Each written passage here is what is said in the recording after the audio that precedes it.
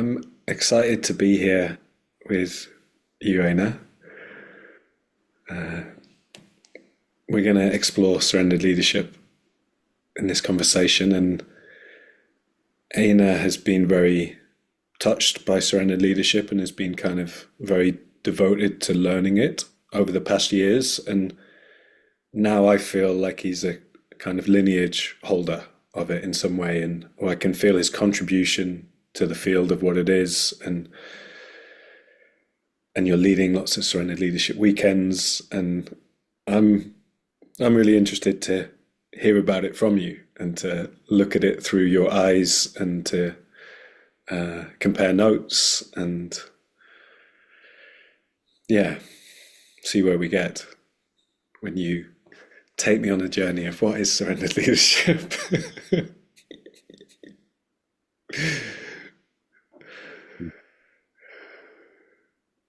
I like seeing you laugh. Um, there's like a like slight inside joke between us with this slight fear whether we're actually doing the same thing or not. Yeah, I have that fear, but my laugh was more something like, oh God, I wouldn't like to be in your place having to speak about what surrendered leadership is. Like, I find it like it's like someone saying like, so what is planet Earth? What is life like on planet Earth? Or something. But how does it land to you? I think it feels mostly exciting. It's like I do like being right when I speak, and I do like precision, but I think it's like some topics are very complex, and the best you can do is give a bunch of glimpses from different directions. And think I feel quite comfortable with like talking about it without thinking that we're fully capturing it. That sounds nice. I like that framing.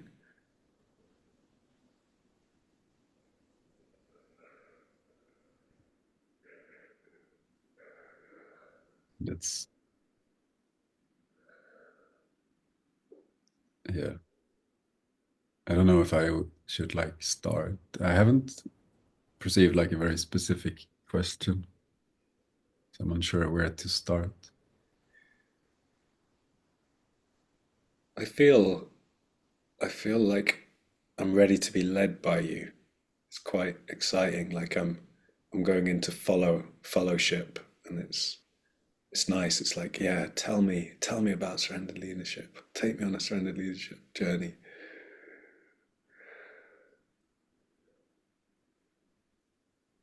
Mm. It feels like a that activates like a searchlight in me. I'm like now looking for like what's the entry into this topic for me. And I think part of it, or like what stands out, is it's like I came. There's something that for me is at the core of surrender leadership that I have been interested in, uh, I guess for 20 years, give or take a year or two. It's like when I had I had some experiences that really in a I'm careful with using superlatives or like but in an actually mind-blowing way changed my perspective on life or like what's possible. um, where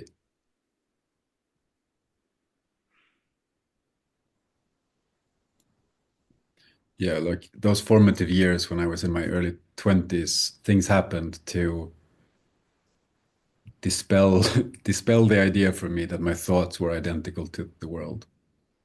Like I thought I knew the world, and then I was shown that my knowledge and the world are different things. Was that mainly through psychedelic? That was mainly through psychedelics. I was trying to be a bit secret. Happy to expose you on this interview. I mean, yeah, that first experience where I had never like I had never had any kind of spiritual or religious belief or even experience in my life. And then some friends introduced me to psychedelics, and I found myself climbing all the way into a non-dual experience. And I'm like, what the fuck just happened? um, it broke everything for me. Wow. Um, and and I didn't have any kind of language vocabulary to understand, to and grasping for understanding. That was my main game. That was my hobby. It still is to some extent. Uh, I do like understanding. Bit more careful with grasping. Um, and through the help of friends, I guess, friends, acquaintances, I found Buddhism as a language to understand what had happened, uh, and to understand that there is a way, like what I had experienced is actually a way of being in the world, and you can be like that all the time. And then I went on this kind of, I mean, a quest, but like side quest. Like I did so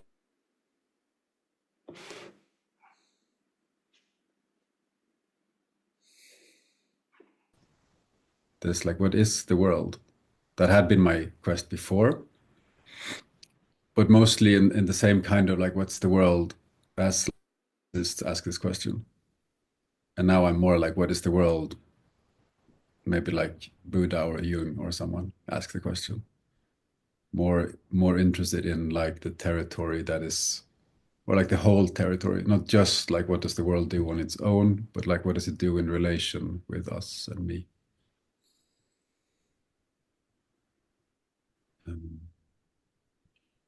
That I Let me check if this lands, but I think one definition of spirituality is feeling that you're of the world rather than in the world.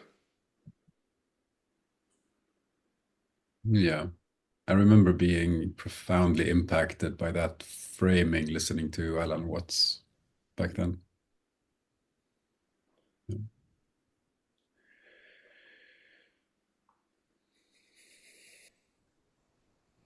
And yeah, so where am I going with this? I guess I guess this quest was somewhat unsatisfactory to me, or like it was really hard because my main way of playing it was to go on Zen retreats, sit on a pillow and wait for more understanding to magically appear. I mean, if I say it in a, I have really found a lot of value from sitting on a cushion. So I don't mean really to be as negative as I sound, but it was hard. Meditation is quite hard. Like you're kind of left on your own. Best case scenario, you're in a monastery and you get to see a teacher a lot, and I wasn't mostly. Um, so like it's easy to maintain all most of your delusions while you continue to try to do something that is unclear what it is you're actually doing. And I read books and I get instructions and I think I understand stuff, but usually I misunderstood it in various ways. Uh, and then, like many years later, I found, or I don't know if I ended up in a workshop with Peter Montecos, a weekend at his place, because my girlfriend at the time was a friend of his. So she brought me to Surrender Leadership. Um, and it's hard to really remember like what happened in that workshop, but like I started going to a number of them. And there was something with like the presence together that was different, especially with somebody who had a lot of experience and could transmit some of their understanding, not like in this monologue in between sitting long sessions of meditation, but as a pointer exactly when it's needed, and like this way of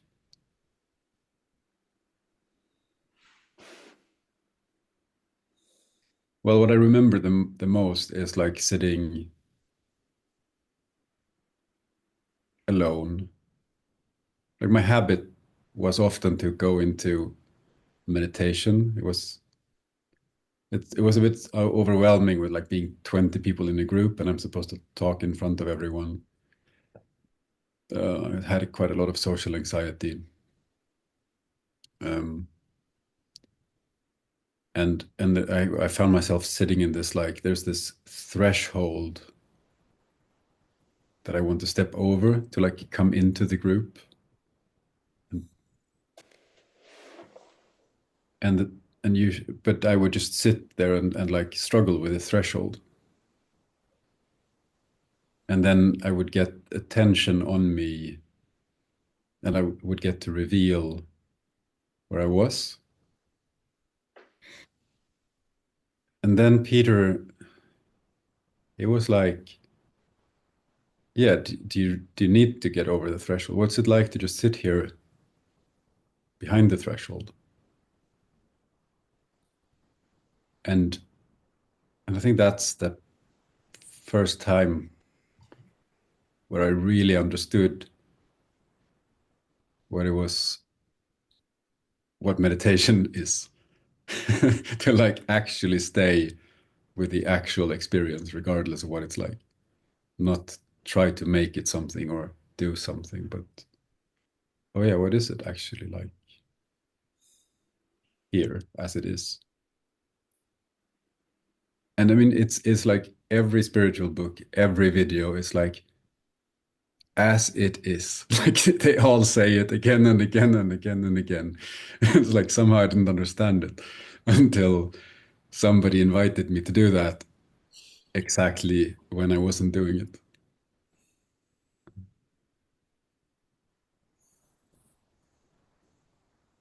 And I think that's like why, or that's part of like why I was drawn into this practice because it was so helpful for me. And maybe it just came at the right time, but it's continued to have this kind of like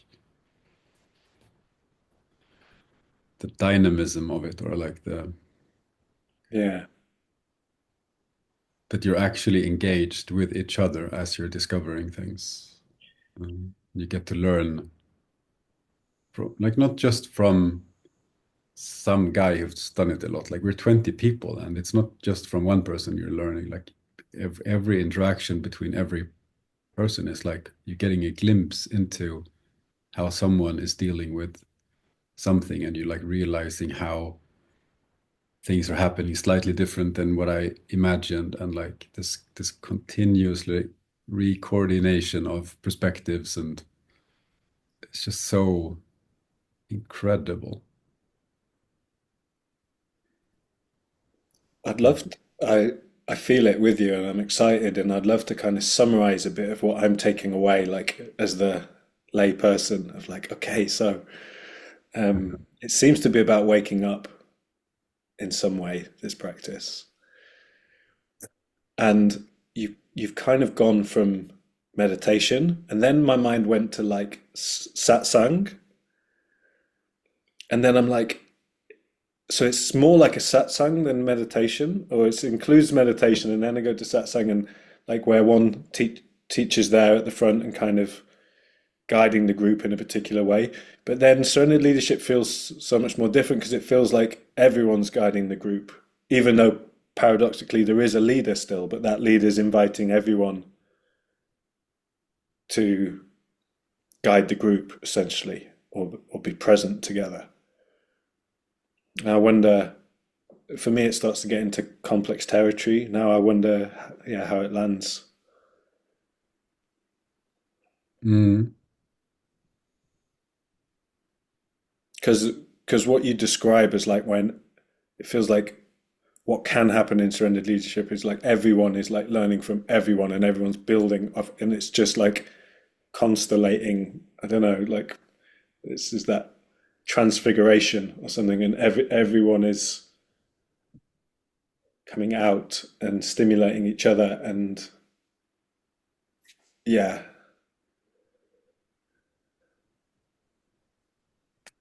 It can, like, so many things can happen.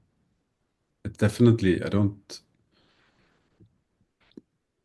don't perceive it particularly similar to satsang. I think I'm not, I'm not super familiar with satsangs, but like the,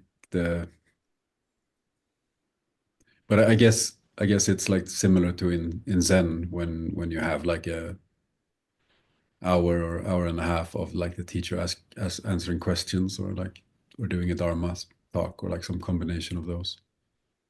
it's quite different to that, isn't it? Surrender leadership. Yeah, it's like it's almost Yeah, like being in that position, and then the Zen master just like doesn't do that. Starts doing other things that are more playful and down to earth and alive and engaging. And because that's the thing. Like after I tried surrender leadership and I've been to retreats with Zen masters, I found it very unsatisfactory to be trapped in that situation. To like sit still and listen to someone talk, and like somebody is asking a question and then the teacher answers, and very often I would have the experience that the teacher is hearing a different question than what the person is intending to ask. so there's no And then it would, collective intelligence. huh? I'm getting the sense of the model where it's more directed through one leader, everything that happens, versus where there's still a leader, but there's an invite to a collective intelligence. Yeah, there's just, it's a bit, I don't know, like it's a little bit like a command economy compared to a market economy. It's like, sure, you can have like super smart people organizing a command economy, but at some point, the market is just better at responding to the actual situation. Um, like, because in that situation that I found so frustrating, there's no like I'm forbidden from stepping in and saying, and I don't think that's what they meant. Or like, oh, the words you're using now, they don't understand what you're saying. Um, How come you're forbidden?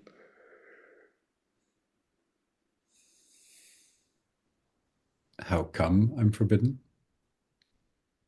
Do you mean why I perceive myself as being forbidden, or the historical I guess holding I made guess why sense this you way? perceive yourself as being forbidden. It's a bit of a cheeky question. Mm, well, no one else does anything out of form. The few times you do something out of form, somebody corrects you. Uh, uh, yeah, and that's also, I mean, it's interesting. I've been in very uncomfortable Zen inspired containers, and the ouch is part of the method. So like they do have the reasons, and they're, I don't know if the reasons are good. I think they were good, and I'm unsure whether they are good. I think yeah, I think there are differences to people. I, how do I say this? I think um, I think we are cooperatively constructed out of culture. Like we're born into this world and then we absorb what a person is, and that's what we become. And I think what a person is today is fundamentally different, at least in a Western society where I have become a person. It's so different from what was the case when Zen arose that it really needs some update that happens in some places. But I think I've gravitated towards surrender leadership because I think this is the update. Because I think the complexity of the different ways in which we like petrify or like freeze or like there's so many different control mechanisms installed in us. Like I also have a background having studied pedagogy to be a high school teacher in the Swedish school system. And there's like the curriculum, I found it super interesting to study the history of the school system and like to see the perspective on what we're doing. And so much of it is about constructing responsible citizens, like installing distributed control mechanisms. And that sounds bad, but it's fundament. It's like it's why we can have a free society with such complexity. Uh, we don't need like violent overt oppression everywhere because we have violent implicit oppression inside every person all the time. Um, um, I mean, it can be more or less violent, but there are like these internalized control mechanisms, like trying to be the good person and like thinking about the consequences and like a lot of control. And and I think that one of the things we do in surrender leadership is like allowing people to see more of that and to like start to see through some of it and develop different habits, but to do it in relation with other people so that it's not just a negation and like coming out as this like antisocial person, but like melting it and coming into connection and finding like a different, more free way of being, but that isn't antisocial, but is profoundly social. Mm. I like And I hearing think about. Go on. no, and I think that's one. It's like almost as in the Tibetan tradition or something, where they talk about preliminaries, where there's like stuff you do before you start on the waking up stuff. This is something you have to do before, yeah, going into like yeah, waking up or whatever. Like I don't know that I find the waking up such a great frame. Although I do a lot that is included in that frame, but I don't think about it so much that way anymore. Well, yeah, that was my frame, and it makes me interested of like thinking of you as a leader and thinking of people coming to your events. Like, I wonder if you do have an invitation to people, or you can speak to like what might it be to come to your surrender leadership, or what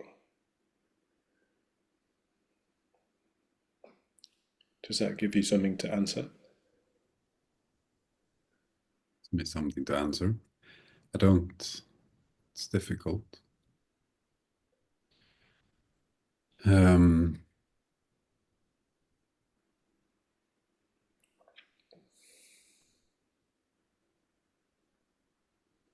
there's a way. I think one of the things that I feel passionate about is to think like there's a way to simplify all of this stuff we've talked about as like an impulse towards relaxation. To like identify parts in yourself where you're upholding or holding on or controlling and shedding and letting go of those things. I can feel that Uh, in me right now to some degree. uh, and then there's and it's so interesting to me how it's like going through this practice continuously has me coming back to Buddhist language where I'm like, oh, that's what they mean, or like, oh, that's what they mean. And there's like this coming relax, like thinking about this as relaxing. There is a danger to think that like a collapsed body is relaxed, like that this is relaxation. If you're just like a puddle on the floor, then you're maximally relaxed. But that's actually collapse, I think, which is different than relaxation. And I think this is the insight that Buddha had was this the middle way, like not too tight, not too loose. Relaxation isn't too loose and it isn't too tight. There's like a it's like a coming into, yeah, like a watery sense, like be like water, the Bruce Lee thing. And I'm thinking of like, and doing that together, And doing that together, yeah. finding that yourself in relation to others and practicing all the ways that others throw us off that. I had a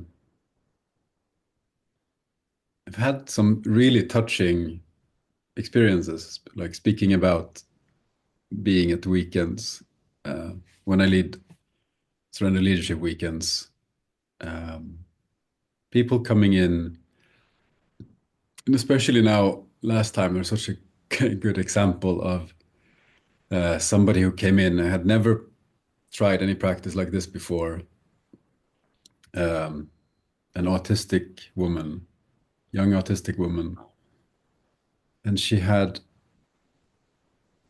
such a profound experience of like being allowed to be herself for the first time in her life.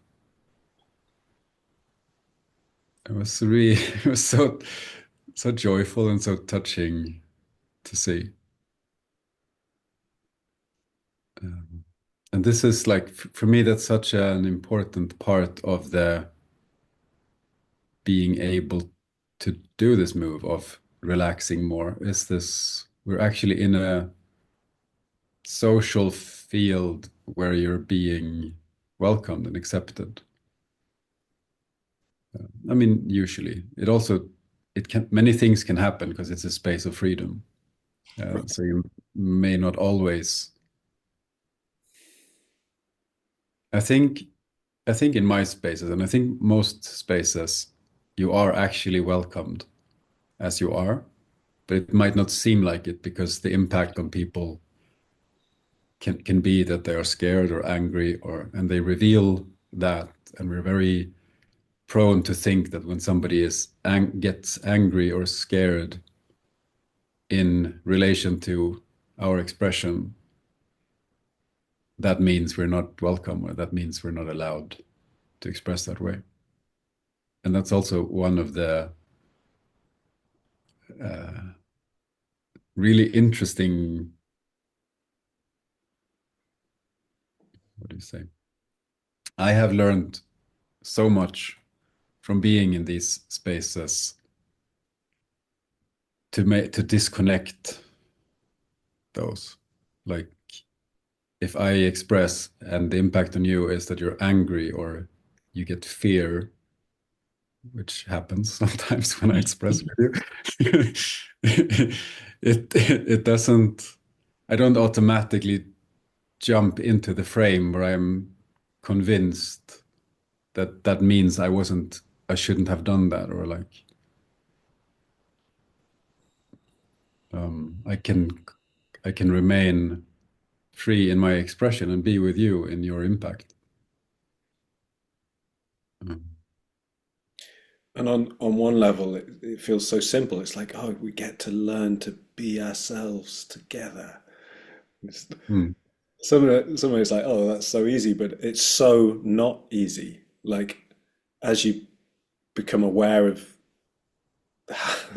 more aware of what's happening in you in social interactions, there's just so much fawning or pleasing or pushing away or withdrawing or and also these tendencies, they're so deeply ingrained that it's really hard to tell that it's a tendency happening, or like that you're being captured by a particular framing. Like, it takes a lot of practice to notice those things happening as they're happening, and and it's never to, ending. yeah, It, I- it's, maybe, it yeah, seems, probably never ending. and I think that's the most honest thing I can say about what I get from it is it's like I continually get new experience that I've never had before because I keep meeting deeper layers of those things that we just spoke about of the contraction, Mm. and then staying with those, bringing love to those, trying to integrate those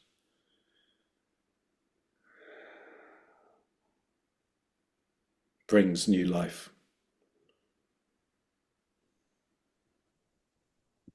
Yeah, when you say never ending, my mind goes to like, was the Buddha done or not? It's like, I did uh, notice that when you spoke about Buddhism earlier, of like, it's possible to stay in this state the whole time. and I do think, like, there are some there's some parts of what is inside. Like, it's hard to speak about these things because words like waking up mean quite different things to different people. And what are the things you're putting into that package changes quite a lot what it means. But what I meant in the back then was just like, then it's like a particular, how do you say that? It's like the structure of your identification with experience. Uh, it, Identification with experience. I don't know if that's the best frame. There's a way in which, like, experience, you generally, my experience is is that I'm entering the world somehow. Like, I'm looking from within the world, I'm looking at the world. Um, and my experience then for a while was that there was no one looking at the world. There was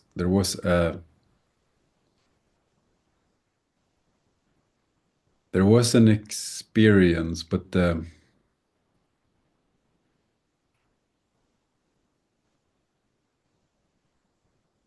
yeah, like this. No one has successfully been able to talk about this, what it actually is like to enter a non-dual experience. Sometimes it's talked about as like intimacy with all of experience, like there's no distance, but at the same time there is distance. I don't think you can describe it really.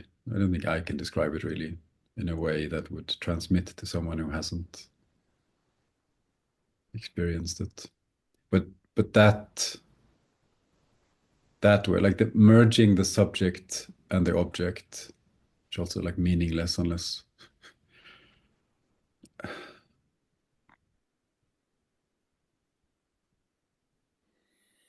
what I'm I think what I'm trying to say is that part of that experience that I had, this I'm convinced is possible to end up having as a continuous experience, that you never have to leave unless you voluntarily do so. There are plenty of people witnessing to the truth of that, which I don't find reason to doubt. It's just a particular structure to your experience, a state change is what Wilbur calls it. Um, and I think the one thing that often happens is that you call that enlightenment, and then you package in all kinds of expectations of virtuous behavior, which seems misplaced. There's like lots of people who've You've got lots of evidence of that. got lots of evidence of that. Um, it's some kind of structure of awareness that you can learn to relax into. Because I think that's fundamentally true as well. That is a deeper sense of relaxation. Instead of holding yourself out, constructing this thing that is perceiving this other thing, you're letting that gap close. But it's scary. I don't know why that relaxation is so hard to do. It's scary somehow. Um,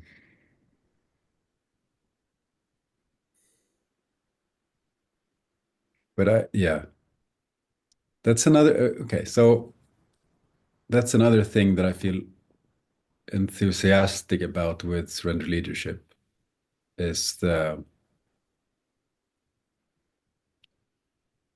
it's like the honing of ethics without imposing morals. Or like, if you sometimes people make this distinction between ethics and morals, which is just the same word in Greek and Latin, but sometimes it's upheld as a distinction in the English language, that morals is like a set of rules and ethics is more like a way of being. Um, and I think this is an ethical training as well. Like you really get to see the impact on people. You really get to understand the deep subjectivity of other people, and you get to understand like subtle things you do, how it impacts other people, and how the subtle impact you have on others is subtly impacting you. And That like the is so huge. yeah. We've spent lifetimes in those sort of things without knowing that we're kind of causing ourselves and others pain. Mm, You get awareness on some of those things, and it's like goes from lose lose to win win. ideally.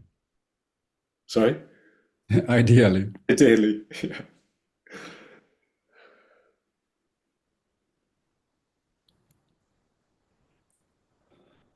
Yeah, because how do you in a world in the world that I live in, there are so many different beliefs about what what is good and not good. Like it's a very complex thing to find like a set of rules or a set of beliefs that is applicable as like this is how you should live.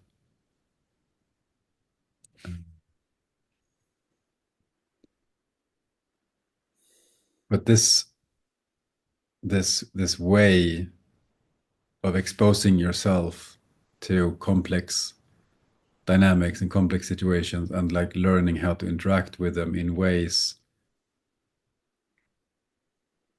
where people can meet instead of like move away from each other. Like there's some dynamics where I do something and there's an impact, and then I'm impacted by the impact, and then they're impacted by the impact of the impact, and like this like escalations, spiraling emotional responses. There's a way of like learning the like the implicit rules of those games, or like so that you can learn not to have those happen. Uh, And that, would you describe that as like a maturing in relationship and in self? sure. And I think what I wanted to say is it makes sense to call it a maturing, but like that instead of learning morals, like lists of like you should do this or you should do that, or like you're learning implicitly in ways you probably can't even formulate ways of being with people.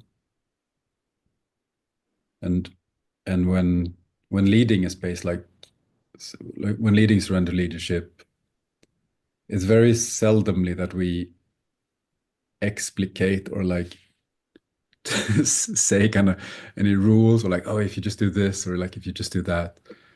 But we're entering situations and we are enacting those things we've learned through a lot of practice.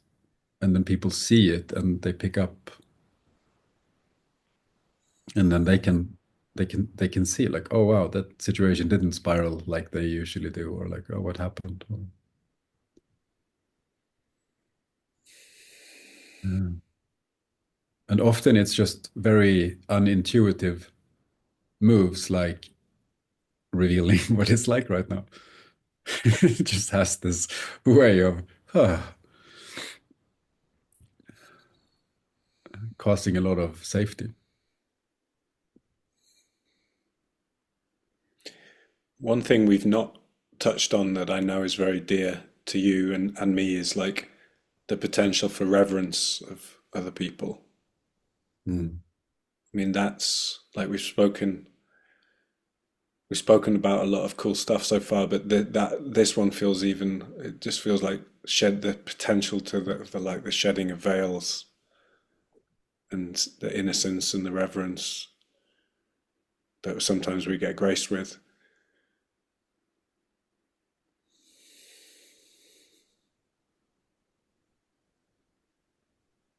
Mm. That's allowing myself to remember that a bit. It's like I find when you bring that up, I find that I'm to some extent uh, absorbed in the topic we're talking about, and mentioning reverence has me land a little bit more back into my sensory experience.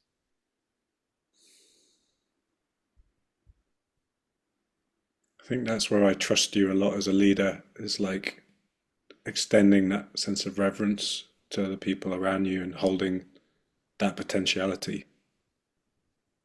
Mm.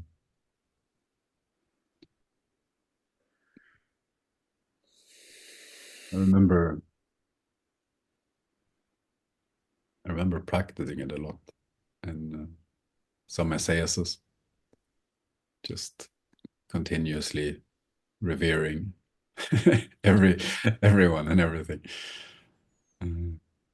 And it is one of my favorite experiences to come into sense of holiness, sense of reverence. Like holiness as everything is whole, everything is already the way it's supposed to be. Nothing, no one to fix, nothing to fix, not even me.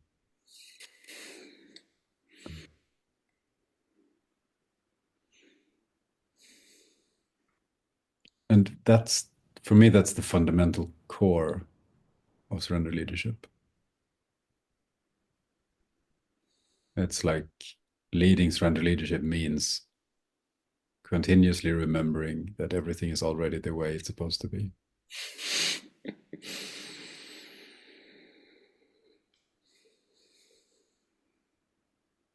Including the impulse to change things. Yeah.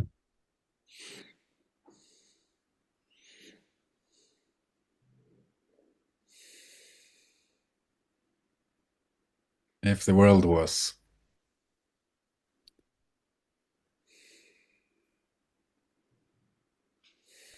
I don't know what's that like. There's something with like the idea of perfection that doesn't include change to the perfection, that is just death.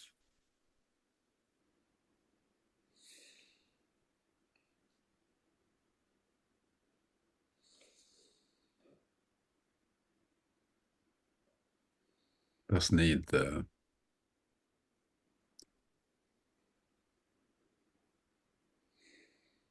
I don't know. There's something with like the world needs a little bit of unbalance to keep moving, to keep being animated and alive. Makes me think of the dance of order and chaos that gets fully embraced, I would say, in surrender leadership.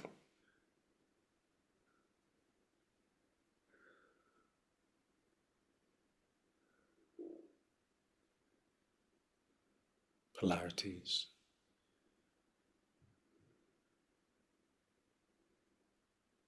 But I'm also with I'm quite moved by just seeing how much you've grown over these last years.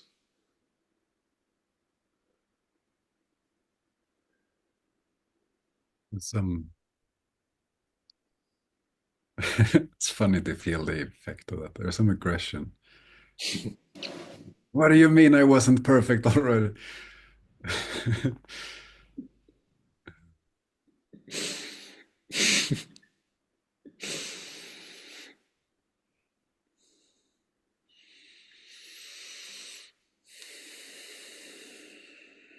But yeah, that's a lot has happened.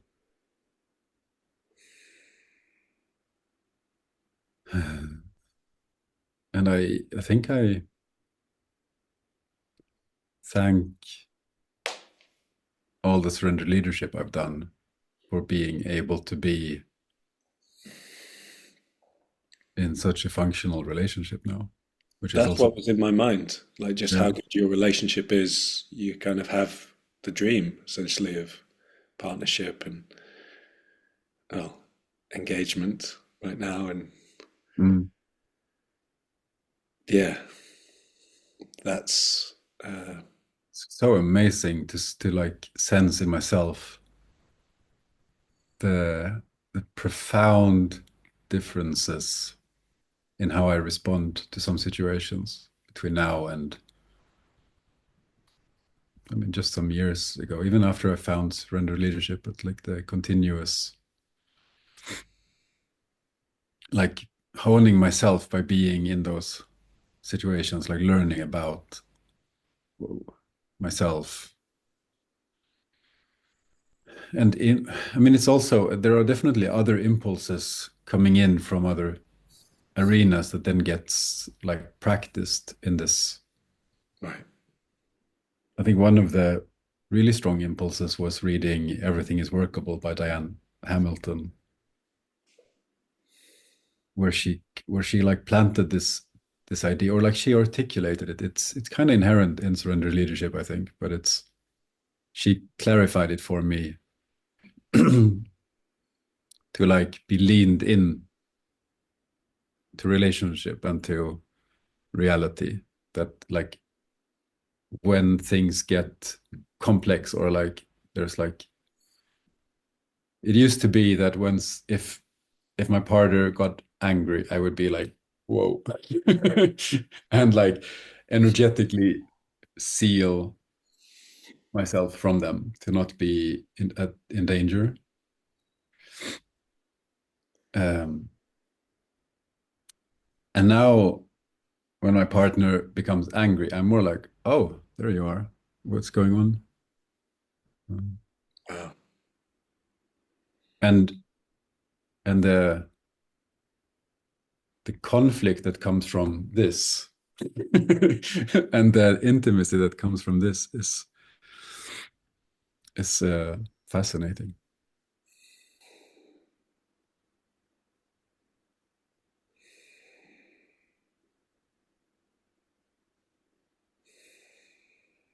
And it's of course not easy to just do that as a choice or something, but it's a thing that has slowly happened, that I've become more and more like my body has learned that somebody getting angry isn't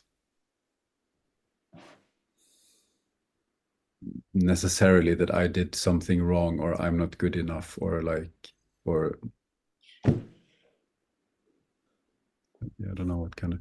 I think the belief was I will be left or something like this, and then I'm like bracing for that. It's like just becomes this holding, and then I mean, for the other person, I just left them, like uh, energetically, which is a word I'm still learning to use, but I don't know how to talk about it in different ways. But there's like a way of making myself. I think it's a natural state, really, that when I'm with another person, there's a there's some level of shared experience, like whatever's happening in you is picked up by my system, and so like there becomes this, and whatever's happening in me is picked up by your system, so there's like this resonance between us. And at some point in my life, that I had people around me that weren't very regulated, so when they got dysregulated, it became very chaotic for me. So I learned to just like, if that happens, I'm just holding on here, making myself completely non-resonating with the other person. Um, so that I can be fine, even though this person is spiraling into something. I'm just, if I don't care, I'm fine. And yeah, you can just imagine how great that is for my partner. If like something happens that is not so, that's like, that is important for them. And so they have a reaction. And then I'm like, oh, no, I don't care about you anymore. And that is the lose-lose to the win-win that Mm. like, it doesn't come easily, but it does come for people, and it is night and day difference between those two things, and it is the difference between a healthy, loving, beautiful relationship and a codependent dramatic struggle.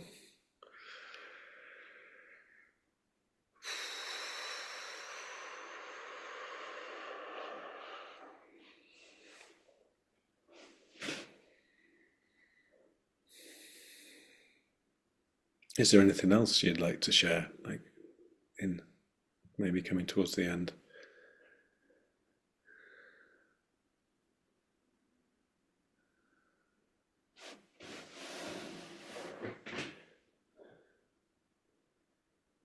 think very, very briefly, it's like I'm, I'm, I'm interested these days about like the didactics of surrender leadership, like the how do you teach? How do you teach it best? Um, and and there's like questions around, is it the most effective to have people absorb everything implicitly, or are there things we could do more explicitly? And like, are there, because like a lot of stuff I've learned other places explicitly, I'm using in surrender leadership, and should I teach some of that, or like especially like awareness training stuff from not only Buddhist containers, other containers. Um, and I don't know, I don't currently because no one else is doing it. Uh, but it's one of those curiosities I have. Like, would people be? Could I teach it? Would people be interested in learning it? Would it actually be good, or is it better to not do it? Or like, I think it's yeah. I'm. I think I'm in a place where I'm curious to experiment a bit. Um, and I do. I've just now started to do a bi-weekly event here in Stockholm that I call the Relational Lab. So it's quite it's open for experimentation if I want to. It's a pretty broad label. So I might be experimenting a bit more.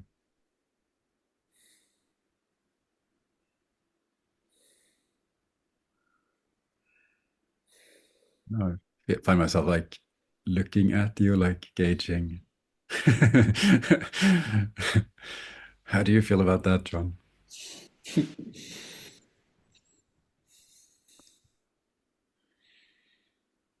I feel open. I like the thought of experimentation, and I like that you ask me not, I don't want you to feel fear, but just somehow like that there's a, well, if we are doing the same, if we are doing the same thing and we're calling it the same name, like that there's actually like a real care about what each of us are doing for consistency's sake.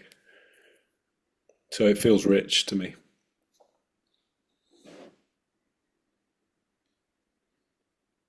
And where we're at in the organization with the renaming process that we're in, things are ripe for exploration,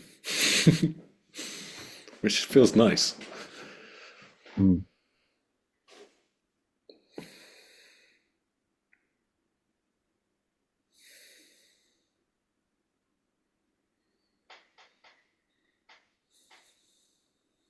Yeah, so there's a sense of trust and yeah, wanting to stay engaged with each other around that.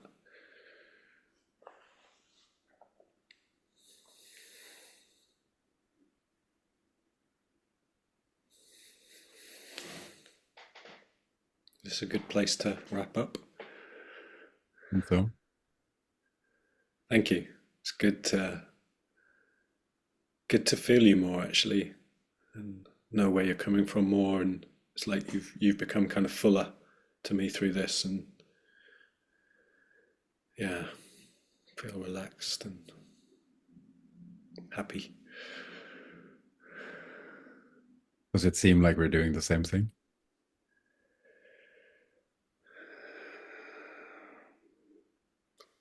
Same enough, Mm. like similar. Yeah, I don't know.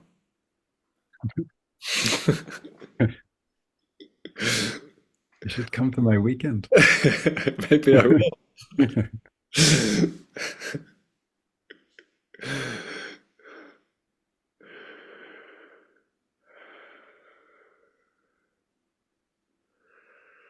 Thank you. Yeah, thank you.